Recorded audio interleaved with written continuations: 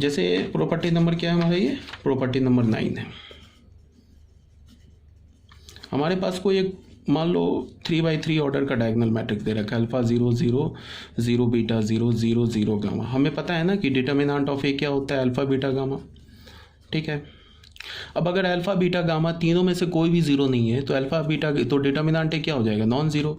अगर मैं बोल रहा हूँ alpha beta gamma is not equal to zero, this implies that determinant is not equal to zero, this implies that A is invertible. A क्या हो गया हमारा, इन्वर्टेबल हो गया। अब अगर ए इन्वर्टेबल हो गया तो ए इन्वर्स एग्जिस्ट करेगा। तो ए इन्वर्स निकालने का देखो कैसे निकालेंगे डायगोनल मैट्रिक्स का इन्वर्स, अल्फा 0 0 0 बीटा 0 0 0 गामा, इसका इन्वर्स निकालना है।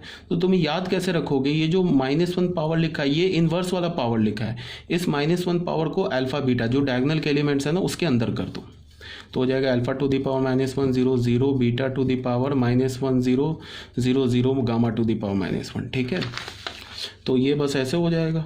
अब ये तो अल्फा रियल नंबर है ना, तो इसको हम कैसे लिख सकते हैं, 1/अल्फा 0 0 0 1/बीटा 0 0 0 1 गामा। तो ये ए इन्वर्स हो गया। तो डायगोनल मैट्रिक्स का इन्वर्स निकालना तो बहुत आसान है, कोई प्रॉब्लम ही नहीं है इसमें। तो ये बात यहाँ बोला हुआ प्रॉपर्टी नंबर 9 में। ठीक है, अब बच्चे आ जाओ प्रॉपर्टी नंबर 10 में। The inverse of an invertible symmetric matrix is a symmetric matrix. क्या बोल रहा है कि हमारे पास कोई एक सिमेट्रिक मैट्रिक्स है। ठीक है, सिमेट्रिक मैट्रिक्स किसे बोलते हैं, A is equal to A transpose, तो वो सिमेट्रिक हो जाता है।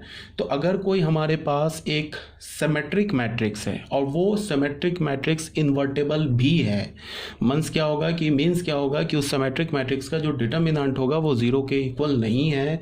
तो क्या बोल रहा है कि अगर ऐसे इन्वर्टेबल सिमेट्रिक मैट्रिक्स का तुम इन्वर्स निकालोगे तो वो उसका जो इन्वर्स आएगा वो भी एक सिमेट्रिक मैट्रिक्स ही होगा, ये बोल रहा है। तो क्या बोल रहा है, ए हमारे पास प्रॉपर्टी नंबर 10 में, प्रॉपर्टी नंबर 10 में क्या बोल रहा है, ए जो है हमारे पास एक इन्वर्टेबल सिमेट्रिक मैट्रिक्स है। सिमेट्रिक मैट्रिक्स है, इन्वर्टेबल बोलने का मतलब कि ए का डिटर्मिनेंट 0 के इक्वल नहीं है, सिमेट्रिक भी बोला है साथ में, तो A is equal to A transpose. तो ये दो इन्फॉर्मेशन तो गिवन है। अब हमें क्या प्रूफ करना है कि ए का जो इन्वर्स होगा वो भी एक सिमेट्रिक मैट्रिक्स ही होगा। तो हमें क्या प्रूफ कर देना है, ए इन्वर्स का ट्रांसपोज लेंगे वो ए इन्वर्स के इक्वल होगा। अगर हमने ऐसा प्रूफ कर दिया तो इसका क्या मतलब हुआ, A inverse is also symmetric. तो बस कोई बात नहीं है, ये तो प्रॉपर्टी हमने ऐसे पढ़ा है ना अभी कि किसी मैट्रिक्स का इन्वर्स लेके ट्रांसपोज लो या ट्रांसपोज लेके इन्वर्स लो, एक ही लाइन में प्रूफ हो जाएगा। ये अभी हमने प्रॉपर्टी पढ़ के आ रहे हैं इससे पहले।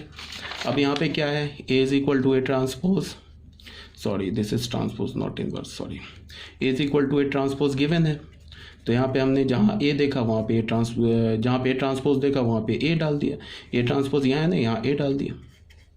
अब ये क्या लिखा है, इसको तुम ए मैट्रिक्स की तरह ट्रीट करो, तो क्या लिखा है, A transpose is equal to A. तो इसका क्या मतलब हो जाएगा, A inverse is also symmetric, also A symmetric matrix, proof हो गया। ठीक है, अब आ जाओ क्वेश्चन नंबर 1 में। क्वेश्चन नंबर 1 देखो, इसे मैं सॉल्व नहीं करूँगा, टाइम लगता है, तो बस इसको देख लो, ऐसा कोई सॉल्व करने वाली चीज़ भी नहीं है। Compute the inverse of the matrix, इस मैट्रिक्स का इन्वर्स निकालना है। तो कभी भी तुम्हें अगर किसी मैट्रिक्स का इन्वर्स निकालना हो तो सबसे पहले हम क्या करेंगे, उस मैट्रिक्स का चेक करेंगे कि वो सिंगुलर है या नॉन सिंगुलर है। अगर सिंगुलर निकल गया तब तो तुम क्या लिखोगे एक लाइन में कि A is a singular matrix, hence A inverse does not exist. अब अगर वो नॉन सिंगुलर मिल गया तब तो इन्वर्स निकालना होगा। यहाँ पे कोई मेथड नहीं बोला है, यहाँ पे नहीं बोला है कि find the inverse using elementary row transformation, या कोई हमें मैट्रिक्स इक्वेशन नहीं दे रखा है, सीधे बोल रहा है कि इन्वर्स निकालो। तो इन्वर्स के लिए कौन सा फॉर्मूला यूज़ करेंगे, A inverse is equal to 1 upon determinant A into adjoint A, formula बता रखा है वो हम लोग यूज़ कर लेंगे।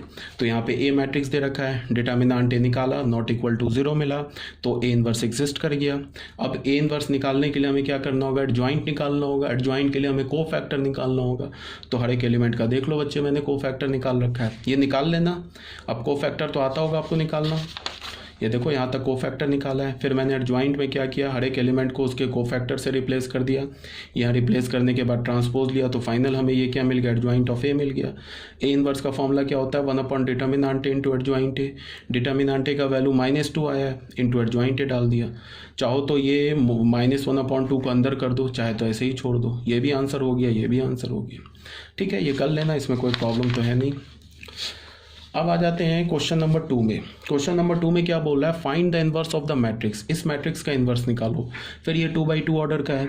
अब ये बच्चे, ये जो क्वेश्चन नंबर 1 और क्वेश्चन नंबर 2 है ना, ये बोर्ड के लिए इंपॉर्टेंट है, तो इसको लो, तो इसके लिए तुम इसको क्या करना, मतलब खुद से सॉल्व कर लेना। ऐसे क्वेश्चन एनसीईआरटी में भी है। तो हमने सबसे पहले इसका डिटर्मिनेंट निकाला, वो 12 आ गया, जो कि 0 के इक्वल नहीं है, तो नॉन सिंगुलर इनवर्स एग्जिस्ट करेगा। अब ये 2x2 ऑर्डर का मैट्रिक्स है, तो अब याद करो मैंने 2x2 ऑर्डर के मैट्रिक्स के लिए डायरेक्ट एडजॉइंट निकालने का मेथड बताया था। क्या बोला था कि डायगोनल एलिमेंट को आपस में रिप्लेस कर दो, इंटरचेंज कर दो, और जो ऑफ डायगोनल है, ठीक है ना, उसका साइन चेंज कर दो। तो यहाँ पे हमने क्या निकाला, direct change the diagonal elements and change the sign of diagonal elements. सीधे एडजॉइंट आ गया, फिर ये फॉर्मूला लगा दिया, आंसर आ गया। ठीक है, अब ये आ जाओ क्वेश्चन नंबर 3 में। ये कर लेना सॉल्व।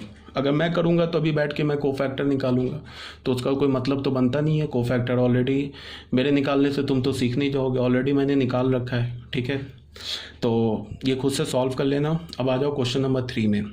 क्वेश्चन नंबर 3 क्या बोल रहा है,